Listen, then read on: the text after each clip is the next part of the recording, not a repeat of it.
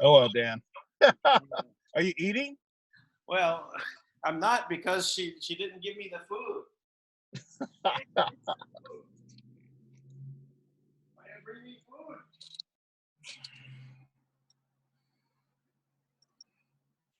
Okay, I guess I lose. No food for me. Alika was looking into some land purchases on Maui for growth of food and housing. The sugar the sugarcane property in Maui, they just sold it 65,000 acres just recently. He was just telling me about that. So there, and that's from a Canadian company from Canada, bought it for, I think, was $262 million. So there's some other properties he wanted to try to get on Maui for housing and food production. Well, what's the situation now? I know that the King Kamehameha had set it up so that a third of the land is for the kingdom, a third is for foreigners, and a third is for the people. Right. So is it under this system that they're purchasing land, or is it under the tax overlay system of the Hawaiian state? Tax overlay. So is it consistent with the underlying, real law of the three-way split? Right. It's in alignment with that? The greater majority of who's functioning this so-called government that recognize, the greater majority or large percentage recognize the illegal state of Hawaii's governance. And so when people make a land purchase, the purchase is more than likely done with a clouded title connecting all the way back to the king. So, but yet people still, and the bank still recognizes the purchase and sale and transfer of that land, just like this recent purchase from the Canadian investment group who bought all these acres. I'm going to discuss this. I was just thinking about this. Is that maybe it's a good idea that, as money flows in for projects and things, if land is purchased, it's only done under the kingdom plan and not at the state level. And then nobody would sell, because none of the kingdom land is transferable. Everyone still holds their allodial titles. So any of the heirs, and many of the heirs are just finding out that they are heirs, because many of the missionary families and the plantations back to sugar and pineapple have had over 100-year leases. Yeah, I hear you. So let me restate this then in a way that maybe get more clarity. What I was saying is that there's no money in the existing system. The money that's coming in is for the people, right, and the rightful governments. Right. So if this money coming in only is allowed to be going through this and not the tax overlay system, right, we can use this power of the dollar to basically move the Hawaiians back into power. Yeah, and that's okay. So that's been one of the difficult problems, is that some of the current heirs to these holding lands that were assigned to their ancestors from the king, we call this royal patents. And so these families are holders of the royal patents that King Kamehameha signed his Palapala Sila Nui, his signature, onto these royal patent deeds to these various families. I have several families. One family in particular, he's the holder of 24 royal patents that the plantation had gone after and taken the lands and used all their lands. And he came to me for help.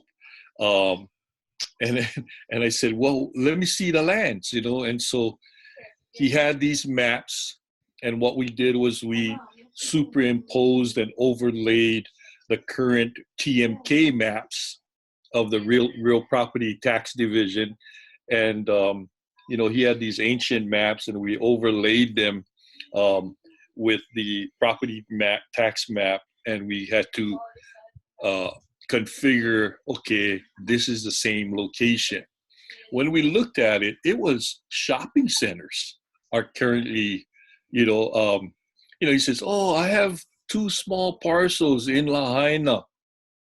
And when I looked up, I put the map down, I said, you know where this is?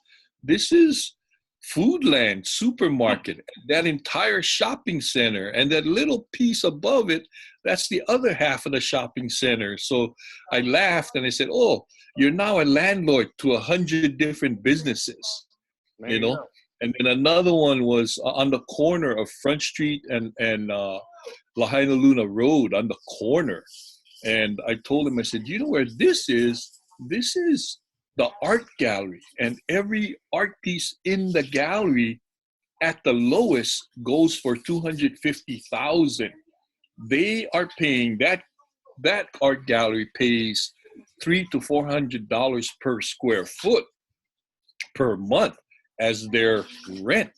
And so if you're the owner of this little corner, a block, which was like a half-mile lot, on his old map, it was a small little square, but on the now map, it's a shopping center.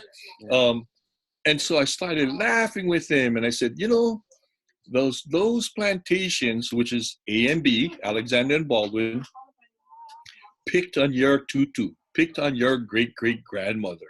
And they must have gone and said, let's look at all the lands that is holding under Hikiau, which is his ancestor, yeah? Some relation to the king. And lo and behold, that's what happened. You know, I looked on every one, we checked, you know, every one was very critical locations that the plantation put either an industrial facility or a shopping center. In one in particular was 1,800 acres. That has. Were they given 99-year leases? Right. Yeah. When do they expire? That expired in 88. Yeah. And then the family in 88, no one knew anything about those kinds of deals, right? And so in one family in particular was Maui Land and Pineapple. Well, I saw the deed, and it's a 100-year lease that ran out in 88. Back then, the original lease was to the Baldwins, but through time, the entities changed. Yeah. So it went from Baldwin to Baldwin Packers to Maui Land and Pineapple to now Maui Land, but it was the same property and different entities. But what happened? Did they get a new lease, or what happened? No. What happened was this old Hawaiian man had to fight the big corporation by himself with no money.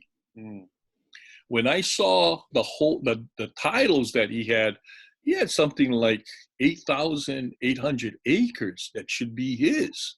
Well, when I looked at it, okay, so the grandfather finally challenged and took it to court, but it wasn't until 1998, 10 years after the lease was up. But he caused enough ruckus to where they had the judge, the judge adjudicated it, and just to shut the family up, said, oh, here, I'll give you guys 420 acres and that's it, you know. Where I looked at it, I said, that's wrong, because they deserve all of it. All of it. Yeah. Yeah. All those. And so they have hotels, Kapalua Hotel, Kapalua Airport. They had timeshares, they had shopping centers, but the family, you know, they didn't have money to fight. They didn't have money for litigation. Same like that other family on the other side. So, Well, but they can't take away the land from them. I know that, but the families didn't know that. They weren't. I'm not going to say intelligent enough. I don't think they understood their legal right and legal standing that they have. So now I'm visiting with the heirs who are what four great grandson and great granddaughter of the original recipient of this royal patent. This sounds like a good project. Oh yeah, and so I'm saying we just need money. We need money to go fight for that land back. Yeah, that's it. That's a good project. Let's do that. You know, and so because if it's you're saying not just about their land, right? But this would be a model for everyone to follow. So this is God, I got chicken skin right here. If there's ever a godly reason of what is going on, tomorrow morning at 8:30 in the morning, I have a meeting with that heir. He's been calling me. I've been trying to encourage him. And, you know, I said, you must do your genealogy so that you can prove your lineage, your heir, so that you have standing to this royal patent. You bring in your paperwork of all the family's paperwork that they have. I mean, this one girl, they buried the papers in the ground. And so they have the originals that is like, I mean, mildewed, I mean, barely. And I'm going, this is the original?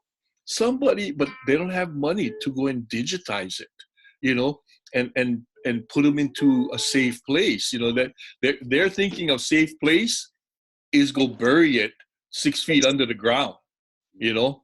But I mean, I'm going, no, this is the originals. We gotta maintain them and keep them, you know, going. But yet we still gotta be having copies made and digitized so that we can distribute it. Restoration. You have to stop the mildew from affecting it. You've got to digitize. Yeah, you've got to do all. So we need those. But they need more money for that. Yeah, you know, the money. The families need more that kind of money, and so I'm going. We gotta fight this because that's the mission. You know, I mean, I don't know if you're familiar with Hawaii history, but I got my education while I was there. Okay, so this one family is the Paki. And Paki was Kamehameha the Great's one of the earlier family, the earlier wives. And then another wife that he had a child. The daughter, her name was Princess Pawahi. And then it became from the Paki Trust, the Paki lands, then became Pawahi lands, who then married Bishop, who then became Bishop lands. But really, the Paki family have these lands that was given from the king, right? So this great granddaughter is talking to me about this, and I just said, you're just lying to me, you know, and you're not speaking truth. And she got angry with me. She goes, why, you don't believe me? Ask my grandfather. Because she always said, my grandpa this, my grandpa this, my grandpa that. And then she said, call my grandfather. I said, huh? Take out the garbage. I thought all this time her grandfather passed on. Garbage. And she started dialing him up, and we called him. And he was somewhere in Washington. And I called him, and it was him, and I verified everything. Then I said, Uncle, before you go on, I want to verify this understanding of genealogy, you know, so that you have a connection of standing. And as I said, you're Paki, so you're aligned with Kamehameha. So then I said, so you are a direct relative to Princess Pauahi. Princess Pauahi was the original of the Bishop estate, who currently right now, their estate is at well over 9 billion. And he says, yes, that was my auntie. And I said, so to my knowledge, you're the oldest living direct descendant to the princess. And he said, yes, I'm the nephew. So when I looked at all their documents, I mean, they had holdings from the ocean to the top of the mountain that through corruption, they got screwed. But lo and behold, the grandfather was tenacious and he fought, but they settled and they said, okay, here, just to shut you up, 420 acres is yours. But like I told them, you have 420 acres that you guys can still do things on it, can grow food on it, can put houses on it. You can still develop that. But if and whenever you acquire enough money, we still should go back and fight these entities for the rest of the family's land. Yeah, anything from the time of the removing of the of power, right? When the America took over, everything that came after that is not legitimate. Right. I mean, there's an airport on their family land. You know, Kapulu Airport. There's hotels. There's, I mean, all kinds of businesses on their family land. And the water, that is the wettest spot on the island. And so they probably have like 7 wells that these entities, the corporations have drilled on, that is taking water and selling water to all of the condominiums and hotels there, that I strongly believe these are public resources that all belong to the family, you know, and so the compensation of that should be cleared up. So there's a lot of things that, you know, the families know, for whatever reason, many of the families were drugged, addicted to drugs. A lot of them were imprisoned, sent to prison. That was a plan. And then many also were assigned to go to asylums, insane asylums. And they were intentionally kept them mentally ill so that they could never stand in fight for their lands. So there's a greater movement. When Chris called me the other night and Nate explained to me, and my mind was going, is this for real? Very next morning, right, Chris? I called you and said, is this real? Because I understand the process, but how do I help these families and help the rest of the Lahui, rest of the tribe? Well, I think that, you know, there is a very it's unique, the Hawaiian situation, right? Because it's, you know, it's a state, United States, that shouldn't have been, right? Right. And it should be removed. I just had the idea the other day, is like, okay, keep the United States state there as an embassy. You know, just make it an embassy on one little smack. Give them Pearl Harbor, because that's what this was all about anyway.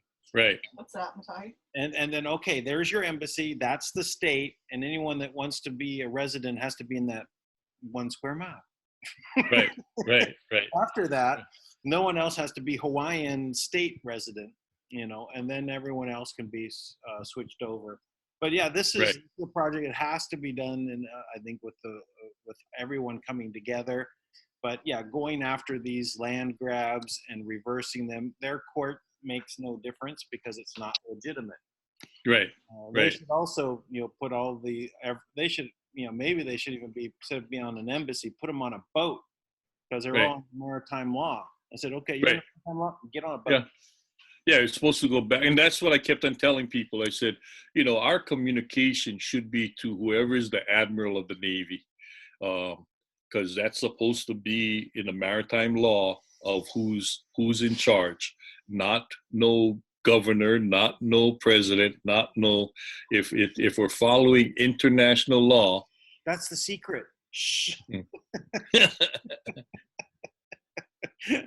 got to get to the admiral. That's maritime law. Yeah, that's it.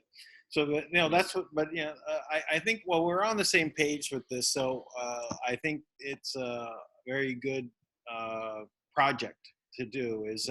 But you just got to write it up in a way that says, let's go after changing. Allowing the deed patents to take precedent over all the other title overlay of everything else.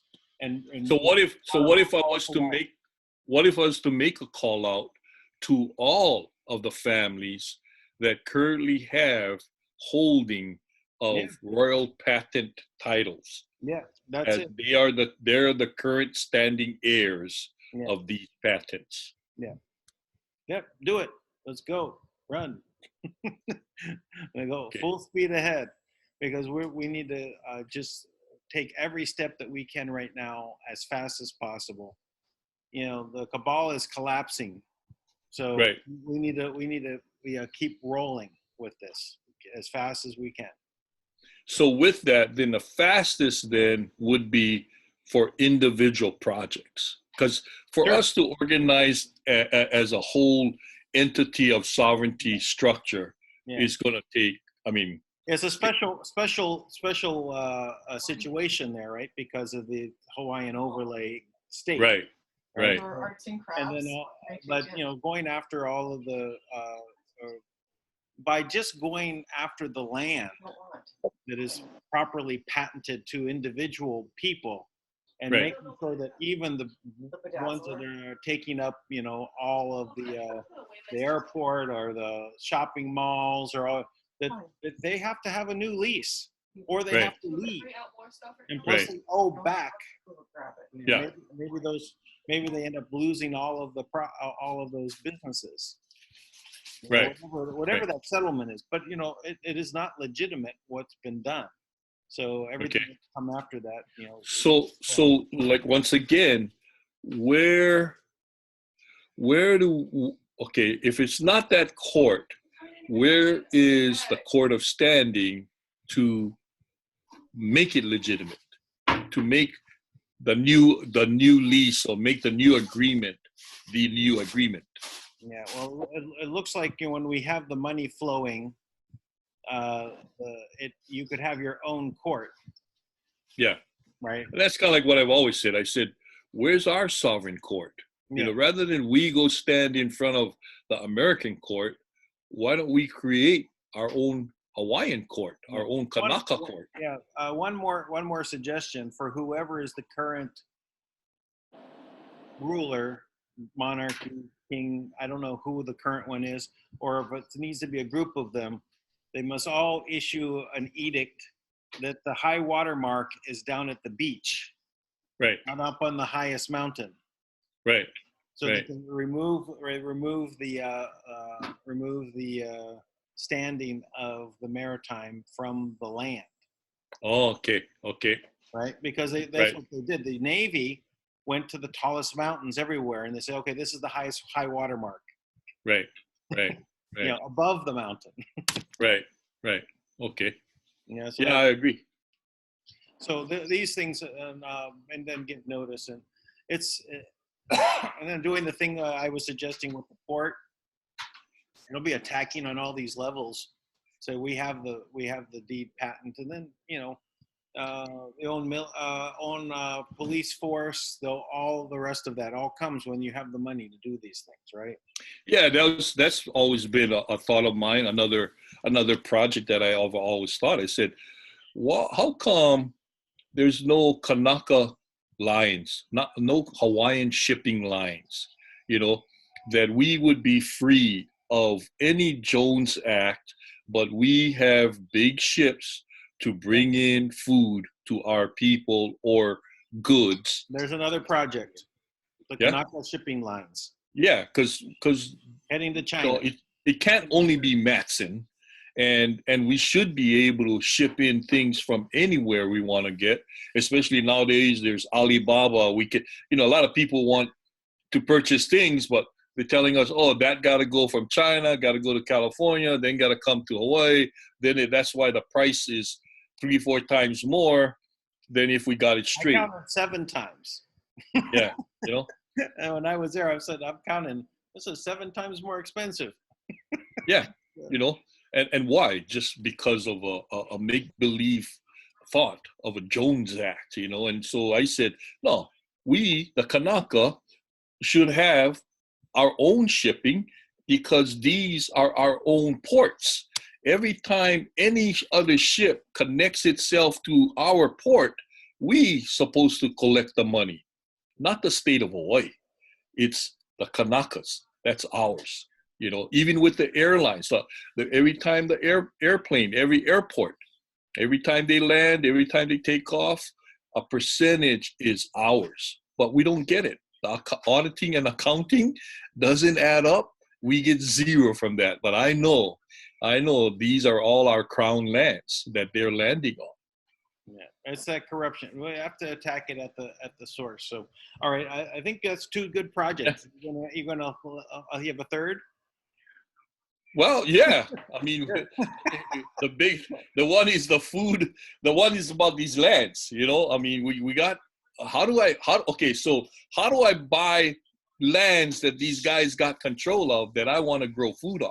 I mean, we can do that too. That'll be part. I think that's part of the same land project. Is an acquisition of the patented lands and other lands, reacquiring land. Because a fund could be set up just for reacquiring lands to make it simple. You don't have to go to court and fight on all of these bases, and basically start putting it under. Well, I know Bumpy is the only one, as far as I know, has their own land. Is that correct? Yeah, but Bumpy's got a different deal. Bumpy occupied, and to shut Bumpy up, the mayor gave him 60 acres up along the mountain.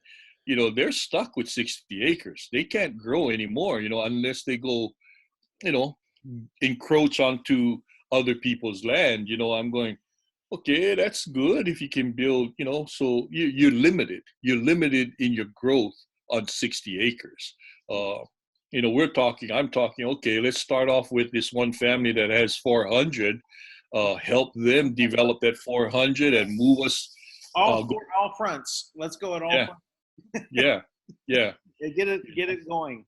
So. Yeah, because when I got the call from Chris and he said that, we got money that can invest. And I said, well, I'm working on these projects right now that I've got millionaires and billionaires willing to invest in us, but I got to pay them back, And so it's like we're working on this hemp farming.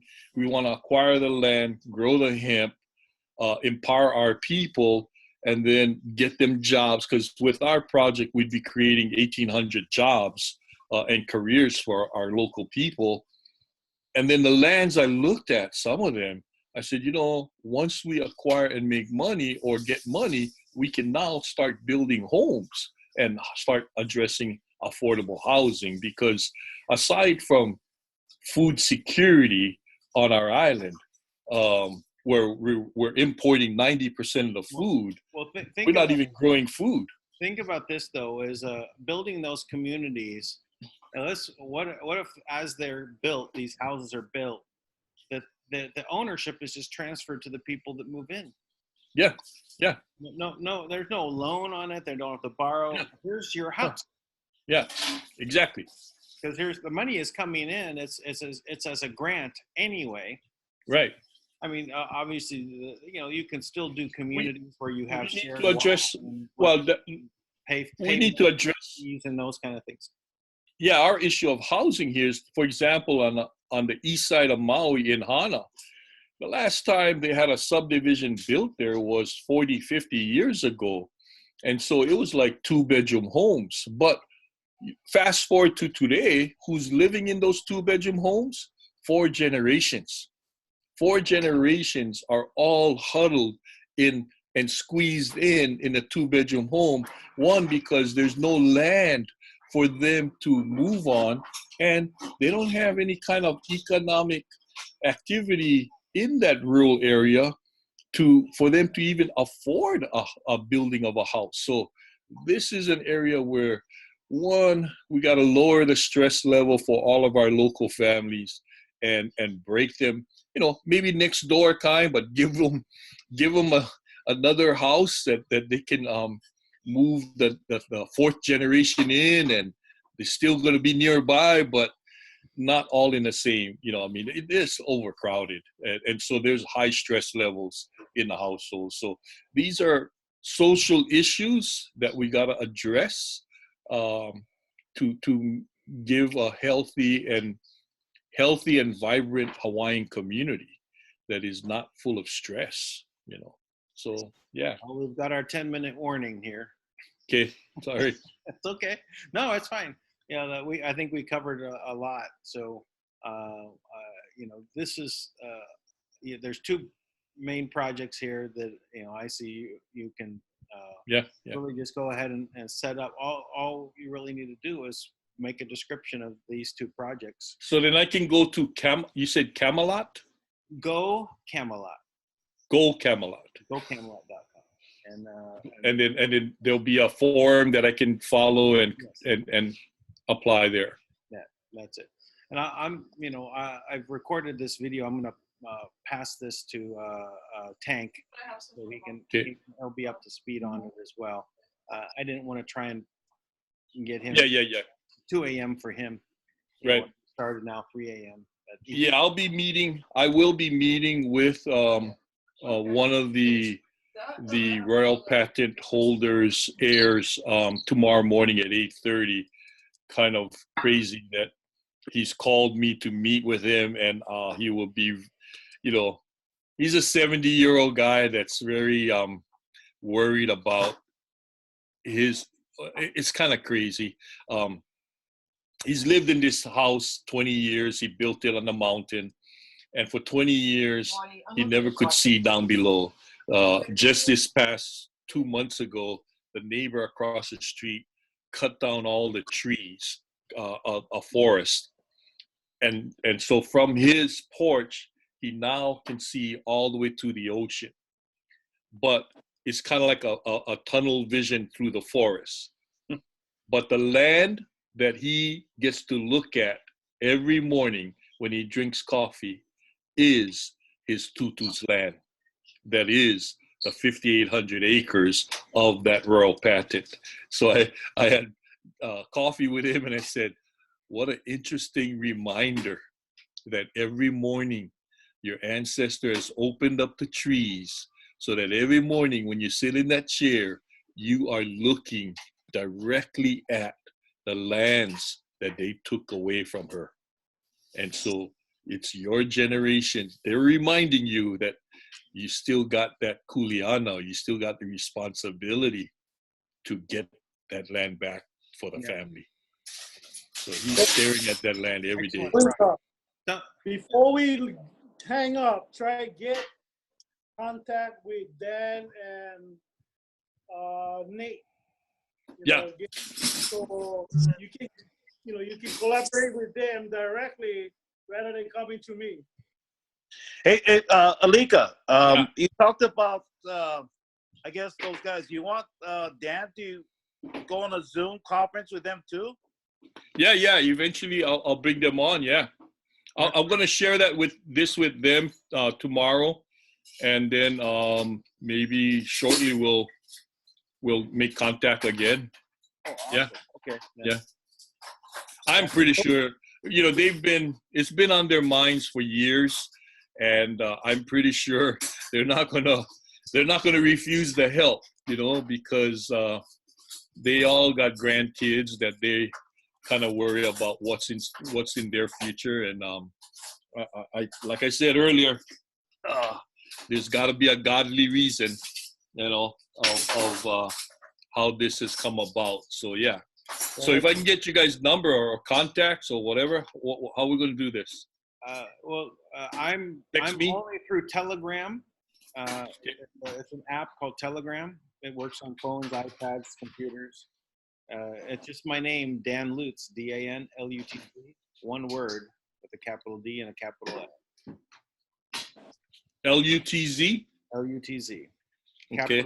Capital L. So it's Yeah. D-A-N, L-U-T-Z, and the D and capital L's. One word. Okay. And then Dan, maybe when Alika goes on and Chris, maybe you could do a chat group, yeah?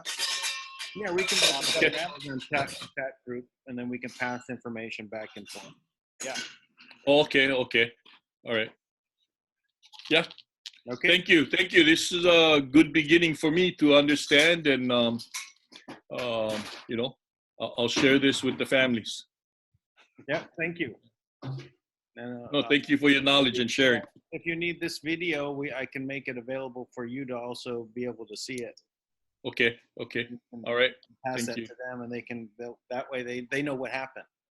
Okay. Yeah. If you can, how do you do that? Then just email me, or I send you a YouTube link. Contact me on Telegram, and I'll send you the link on YouTube. okay. All right. I just Okay. gotta take it and put it on YouTube. All right. Okay. Okay. So keep me updated then, Alika, with how Yeah. things I'll- go. And, Yeah. I'll go through you, Chris. If I gotta reach them, if I have a hard time. yeah. Yeah. And Nate, keep me updated too on your side. Yeah. Okay. Okay, Nate. So what? Are you in Vegas then, or California? I'm in Vegas. Oh, okay. Okay. Yeah, because we've been working. I've been working on this hemp and cannabis project, and several Vegas guys have, you know, trying to invest in that. But I kind of like turned that down, and I just went with the Colorado guys, and you know, trying to move that forward and make it real for our people. Was it this guy named Kelly? No, from Vegas. Yeah. No, was guy. Actually, he was originally from Texas, but he was in Vegas. Yeah. Oh, okay. Hey, Alika, get one brother from Waimalalo, you know, that is pretty heavy. I can send you the information. Yeah, on yeah. it. He's in Vegas already. Yeah, that one. Yeah. Yeah. So He's with the Paiute. He's with the Paiute Nation. North for me. Yeah. Yeah. So you familiar with that already? Yeah. Because our the Hawaiian Homes people went there to go visit. Cool, awesome. Yeah. Okay. Okay, Dan. Thank you. Thank you, Dan. Yeah. Hey, call me back later. Yeah. All yeah. right. Hello. Okay. Aloha. Alika. Aloha. Thank you, guys. Yeah, aloha.